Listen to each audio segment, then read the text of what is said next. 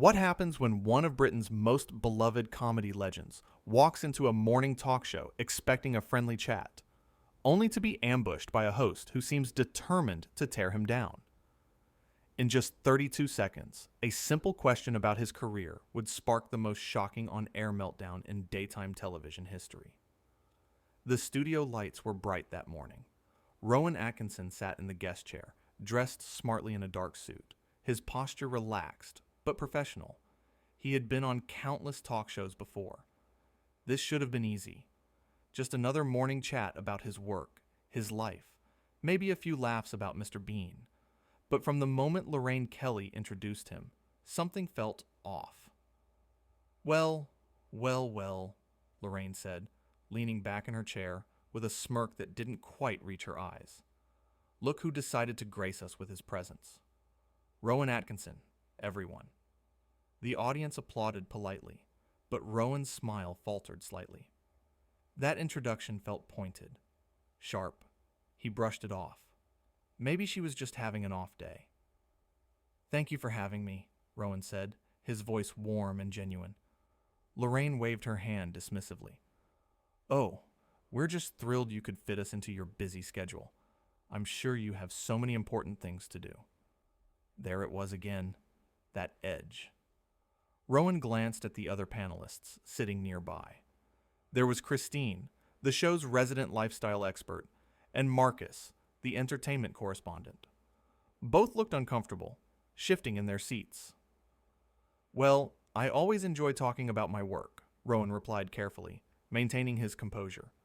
Lorraine laughed, but it wasn't a friendly laugh. It was the kind of laugh that makes your stomach tighten.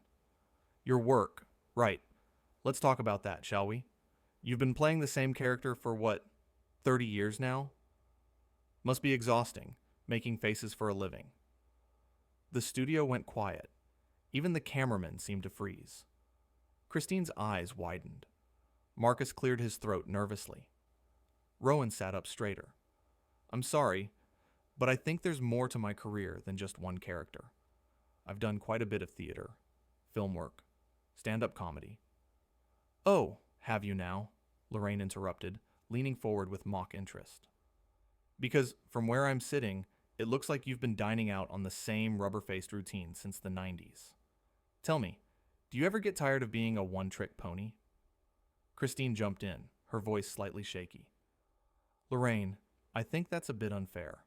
Rowan's got an incredible range. His work in Blackadder alone shows. I wasn't talking to you, Christine, Lorraine snapped, not even looking at her colleague. Her eyes stayed locked on Rowan. I'm asking our guest here if he's capable of doing anything other than pulling silly faces and falling over. Rowan's jaw tightened. He took a breath, clearly trying to remain professional. I understand you might want to create some drama for your show, but I came here in good faith to have a conversation. If you have genuine questions about my work, I'm happy to answer them. Good faith? Lorraine scoffed. That's rich coming from someone who's made millions playing a character who doesn't even speak. Must be nice, not having to actually act. Just pull some faces, trip over a few things, collect your paycheck. Easy money, isn't it? Marcus tried to intervene. Look, I think we're getting off track here. Rowan's contributions to British comedy are actually quite... Nobody asked you either, Marcus. Lorraine cut him off sharply. This is my show, and I'll run it how I see fit. The tension in the studio was suffocating now. Rowan could feel his patience wearing thin, but he kept his voice steady. I'm not sure what I've done to upset you, but this feels quite personal. Have we met before? Have I offended you in some way? Lorraine laughed again, that same cruel sound. Offended me? Don't flatter yourself. I just think it's fascinating that someone can coast on the same tired shtick for decades and still get invited on television like they're some sort of national treasure. It's lazy. That's what it is. Lazy and boring. That's completely out of order, Christine said, her voice stronger now. She looked at Rowan apologetically. I'm so sorry. This isn't how we normally conduct interviews. Christine, if you interrupt one more time, you can leave the panel. Lorraine warned, her voice icy. Rowan stood up slightly in his chair, his hands gripping the armrests. I think perhaps this was a mistake.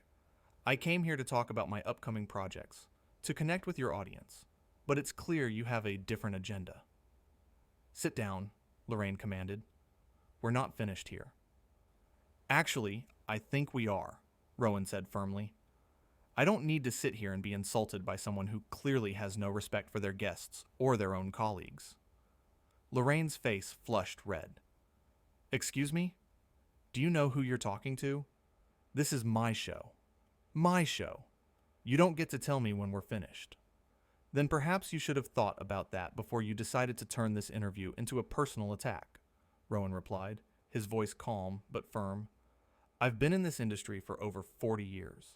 I've worked with some of the best directors, writers, and performers in the world. I don't need to justify my career to someone who gets their kicks from belittling their guests on morning television. The audience gasped. Marcus put his head in his hands. Christine looked like she wanted to applaud, but didn't dare. Lorraine shot up from her seat. How dare you? You come on my show and insult me. After I gave you this platform? You gave me a platform? Rowan's voice rose slightly, the frustration finally breaking through. I agreed to come on your show as a courtesy. I don't need this exposure. I was doing you a favor. And this is how you treat people? By mocking their life's work? By dismissing everything they've accomplished? Your life's work is a joke, Lorraine spat. Literally. You're a clown. That's all you'll ever be. A clown who got lucky. Marcus stood up this time. Lorraine, stop. This has gone way too far. Sit down, Marcus, or you're fired, Lorraine said without looking at him. Rowan shook his head slowly. This is extraordinary. I've never experienced anything like this. You know what the saddest part is? You had a chance to have a genuine conversation. Your audience tuned in, expecting to maybe learn something, to hear some stories, to have a pleasant morning. Instead, you've turned this into some sort of ego trip where you need to prove you're better than your guests. I am better than you, Lorraine shouted, her composure completely gone now. I work every single day on this show. I interview real people doing real work, not prancing around in a teddy bear costume or pretending to be from the Victorian era. You're a novelty act, Rowan. That's all you've ever been.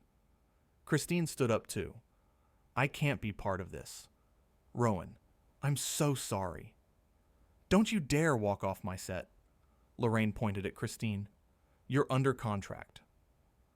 I don't care about the contract, Christine said quietly. This is wrong, and you know it. Rowan took a deep breath and straightened his jacket. I'm going to leave now. I suggest you take a long look at how you treat people, because this behavior is absolutely unacceptable. You can be a successful host without tearing people down. You can ask challenging questions without being cruel.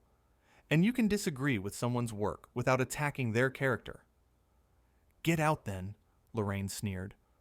Run away like you always do. Hide behind your characters because you don't have the spine to be yourself. Rowan paused, turning back to face her one last time. You don't know anything about me. You don't know about the years of training, the countless hours of rehearsal, the discipline it takes to do physical comedy at the highest level. You don't know about the dramatic roles I've played, the theater work I've done, the writing I've contributed to. You've reduced my entire career to a caricature because it makes you feel superior. But here's the truth, Lorraine. I'm leaving this studio with my dignity intact. I wonder if you can say the same. The silence that followed was deafening. Lorraine's face was purple with rage. Her hands were shaking. Marcus and Christine stood frozen, unsure of what to do. Security! Lorraine screamed.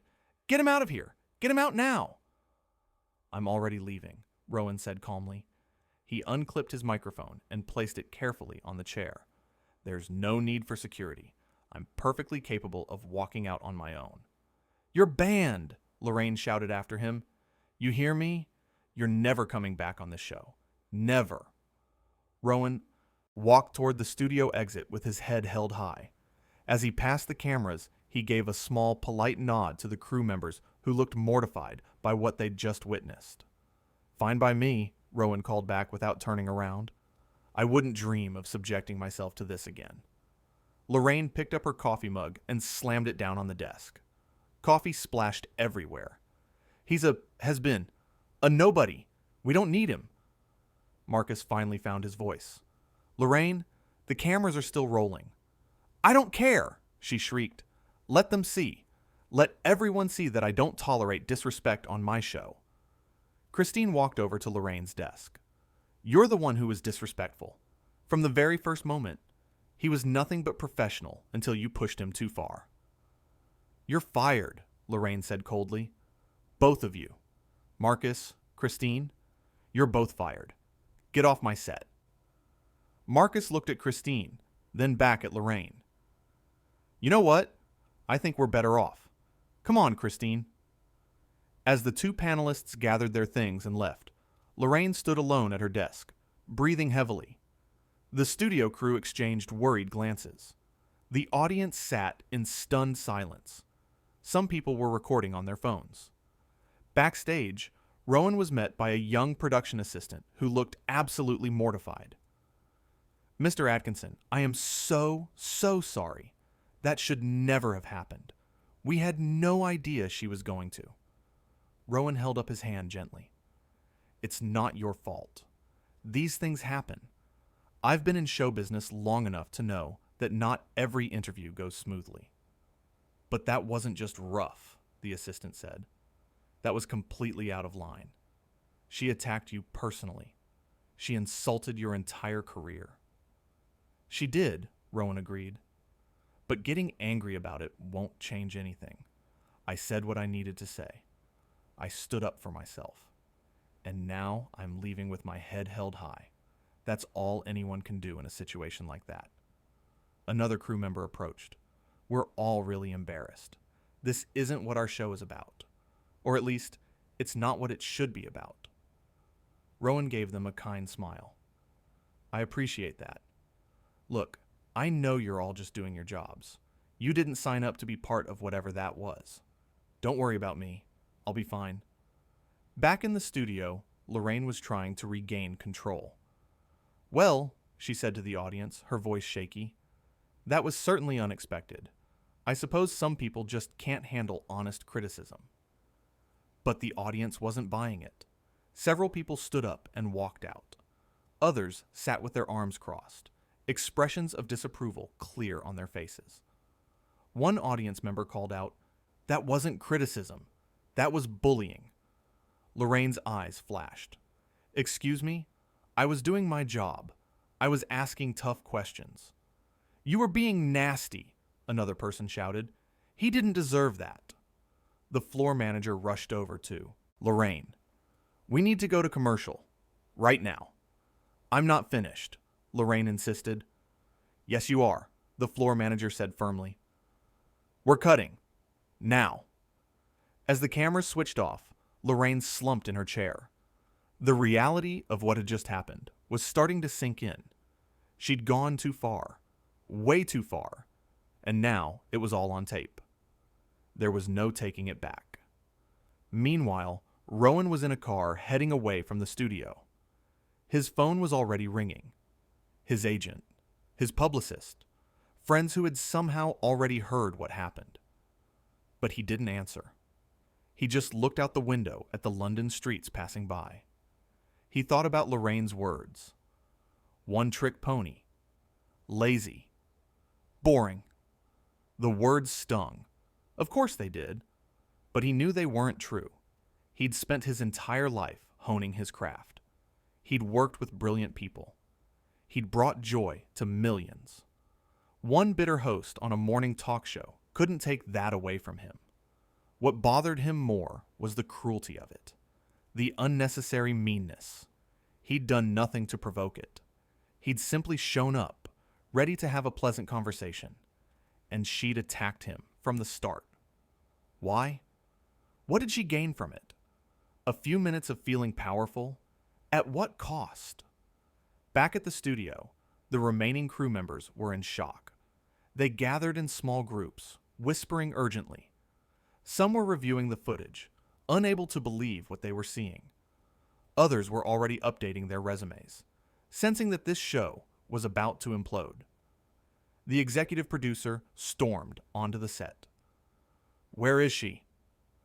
"In her dressing room," someone answered. "Get her out here. Now." When Lorraine emerged, she looked defiant.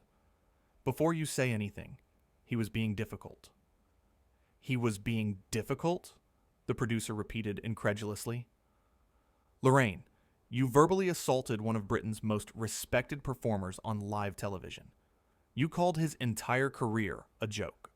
You told him he was a one-trick pony. You said he was lazy and boring. And when your own panelists tried to defend him, you threatened to fire them.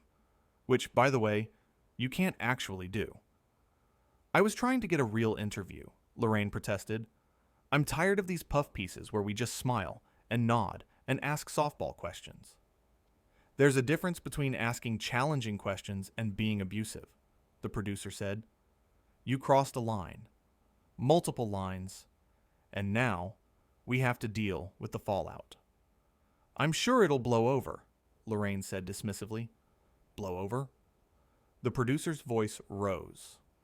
"Lorraine, that footage is probably already online. By tonight, it'll be everywhere. Every news outlet, every social media platform. And you know what they're going to say? They're going to say that you bullied a guest, that you created a hostile environment, that you let your ego destroy what should have been a simple, pleasant interview." Lorraine's confidence wavered. "It wasn't that bad. It was worse," the producer said bluntly. "And the fact that you don't see that is the most concerning part of all." In the makeup room, the makeup artist who had worked on Rowan earlier was in tears. "He was so nice," she told her colleague. "He thanked me 3 times. He asked about my day. He was a complete gentleman, and she just tore into him for no reason." "I've worked with both of them before," her colleague said. "Rowan's always been lovely, professional, kind, respectful to everyone. Lorraine's been getting more difficult lately, more demanding. She snaps at people, acts like she's untouchable." "Well, she's not untouchable now," the first makeup artist said. "Not after this." The young production assistant who had apologized to Rowan was reviewing the footage with several other crew members. They watched in silence as the confrontation unfolded again on the screen.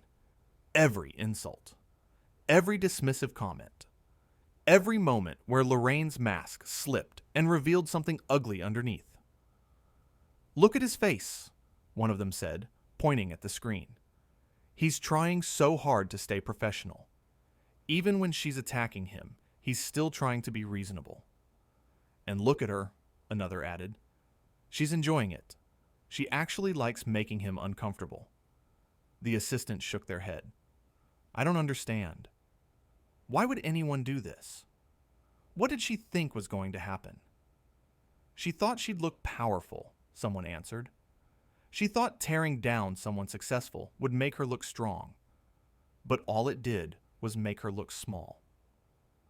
Throughout the building, the mood was somber. People who had worked on the show for years were questioning whether they wanted to continue. The toxic environment that had been building for months had finally exploded in the most public way possible. Christine and Marcus met in the hallway outside their former office. "Did that really just happen?" Christine asked. "It did," Marcus confirmed. "And we're both unemployed now." "Worth it," Christine said firmly. "I couldn't sit there and watch that. I couldn't be part of it." "Me neither," Marcus agreed. "Did you see the audience?" "Half of them walked out." "Good for them," Christine said. "They should have. We all should have stopped it sooner." Back in Lorraine's dressing room, she sat alone, staring at her reflection in the mirror. The adrenaline was fading now, and doubt was creeping in. She replayed the confrontation in her mind. Had she really said those things? Had she really told him his career was a joke? Had she really threatened to fire Christine and Marcus? Yes. She had, and now she had to live with it. Her phone buzzed. A text from her publicist. "We need to talk. Immediately." Another text. From her agent. "What were you thinking?" And another. From a colleague. "Have you lost your mind?" The messages kept coming, each one more concerned, more angry, more disappointed than the last. Lorraine threw her phone across the room. It hit the wall and clattered to the floor. She put her head in her hands. This wasn't how it was supposed to go. She'd wanted to show that she could ask tough questions, that she wasn't just another fawning interviewer, that she had edge, bite, credibility. Instead, she'd shown the world exactly who she was when the cameras were rolling, and she thought she had power. And it wasn't pretty. The door opened. Her producer stood there, arms crossed. "The network wants to see you. Upstairs. Now." Lorraine stood slowly. "What are they going to say?" "What do you think?" The producer replied. "You just committed career suicide on live television. They're not calling you up there to give you a raise." As Lorraine walked through the building toward the executive offices, she passed crew members who wouldn't meet her eyes. She passed interns who quickly looked away. She passed people she'd worked with for years, who suddenly found the floor very interesting. The walk felt endless, each step heavier than the last. The confidence she'd felt during the interview was completely gone now, replaced by a creeping dread that what she'd done couldn't be undone. And she was right. Because in that studio, during that interview, Lorraine Kelly had revealed something about herself that no amount of apologies or explanations could erase. She'd shown that beneath the bright smile and cheerful persona was someone capable of genuine cruelty, someone who would attack a guest unprovoked, someone who would dismiss a legendary career as worthless, someone who would threaten her own colleagues for daring to disagree. And Rowan Atkinson, the man she'd tried to diminish, had walked away with something she could never have. Dignity, grace, respect. Because when you're truly confident in who you are and what you've accomplished, you don't need to tear others down to feel tall. You simply stand your ground, speak your truth, and walk away knowing that your work speaks for itself. The audience knew it, the crew knew it, the panelists knew it. And somewhere, deep down, beneath all the bluster and bravado, Lorraine knew it too. She'd picked a fight with the wrong person. Not because Rowan was vindictive or cruel, but because he was exactly what she wasn't. Professional, measured, secure in himself, and in 32 seconds of sharp questions and sharper insults, she'd managed to expose the vast difference between someone who had earned their place in the industry through decades of hard work and talent, and someone who had mistaken a platform for power. The cameras had captured it all. Every word, every sneer, every moment of escalating hostility. And now the world would see it too. They would watch as a respected performer maintained his composure under attack. They would watch as he defended himself without stooping to her level. They would watch as he made the decision to walk away rather than engage in a pointless battle. And they would see Lorraine for exactly what she was in that moment. Not a tough interviewer, not someone asking hard questions, but a bully who had finally picked on someone strong enough to stand up to her. The story would spread quickly. The clips would go viral. The think pieces would be written. The debates would rage online. But through it all, one thing would remain crystal clear. Rowan Atkinson didn't lose anything in that studio. But Lorraine Kelly lost something she could never get back. The respect of her peers, the trust of her audience, and the illusion that cruelty could ever be mistaken for strength.